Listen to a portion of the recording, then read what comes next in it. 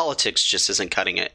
Like, if we want real change, we have to go to the real power in this country, which is business. I mean, wages have been stagnant for the last 20 years, probably longer than that. Work conditions continue to get worse and worse. And these businesses want to deregulate even further. We take less vacations in this country than most other first world nations. And I swear, most businesses will make you feel bad about taking care of your mental and physical health. There's empathy is something that, as a CEO, will probably get you fired. I mean, business is a wreck right now. And part of the reason why, and I'm very passionate about this, is that I think a lot of progressive-minded, empathetic people get into the wrong careers. They focus on community involvement and politics and all these other things that, I'll be honest with you, great. We need those. But if we're going to really change the world, change how people are treated at work, whether it's pay, benefits, working conditions, we need some of those people to get into business.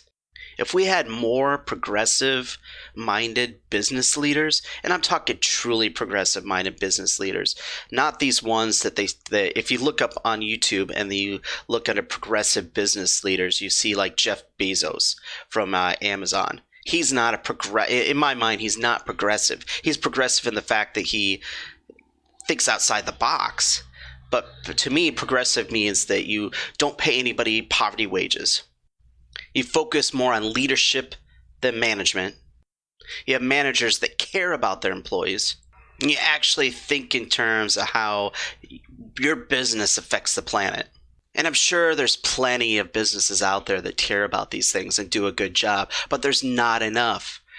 So my plea is, if you out there are a younger, progressive, highly motivated, organized leader, think about possibility of changing course of what you want to do. Don't get into politics, unless if that's something you really, really want. Do the community service stuff, but in the back of your mind, just think about the possibility of going into business. Start a business. I mean, here's the deal is, businesses need employees. And if there was a wave of empathetic, truly progressive business leaders out there, I'm talking a massive wave of them, then the competition for talent is going to get unreal. These companies that aren't empathetic, don't really care about their employees, are going to have to change the way they treat their employees to keep them or to hire more. But yeah, this is something I'm very, very passionate about. We need more progressive leaders, and we need a network of them, because I'll tell you what, everything I just said as far as the things we need to do for me to consider it a progressive leadership situation is not easy. I'm in the restaurant business. I plan on, when I open up, following all these tenets. I'm not entirely sure how I'm going to do it yet. I'm going to have to reach out to people who have been in my position, who have succeeded in doing it. And to be honest with you, any new, young, progressive leader is going to need a network of people they could speak to and could give them advice on how to survive in their industry by paying their employees an acceptable wage, making sure that they're not destroying the planet, allowing their employees to be able to have their mental health days or to have vacations. It's not going to be easy.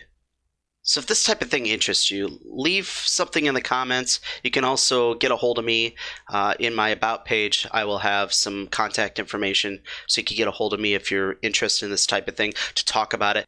I'd like to get some progressives on a show where we could talk about these things and maybe see if we could start a movement here, see if we could start some kind of organization to really get this thing rolling and really change the world. My name is James Byron Clark. Everybody have a wonderful day.